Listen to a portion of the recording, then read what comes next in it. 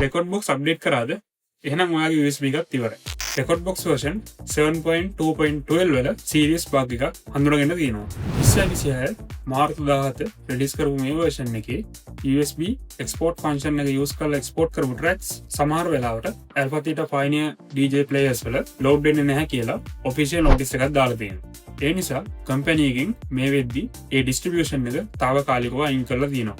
ඉතින් ඔයා කරන්න ඕනේ පළවෙනි දේ රෙකෝඩ් බොක්ස් 7.2.12 වලට අප්ඩේට් කරලා නැත්නම් අප්ඩේට් කරන්න යන්න එපා. දෙවෙනි දේ ඔයා අප්ඩේට් කරා නම් USB export කරන්න යන්න එපා. version 7.2.11 වලට downgrade කරන්න. ඒක officially recommend කරලා තියෙනවා. ඔයා already affected ද කියලා check කරගන්නත් පුළුවන්. USB device library එකේ tracks බලලා waveform නැති tracks තිබ්බොත් ඒවා affected tracks. එහෙම tracks තිබ්බොත් ඒ track එක delete කරන්න. delete කරලා ආයි export කරන්න. එහෙම කරාම මේ ප්‍රශ්නේ ගොඩක් දුරට හරියනවා.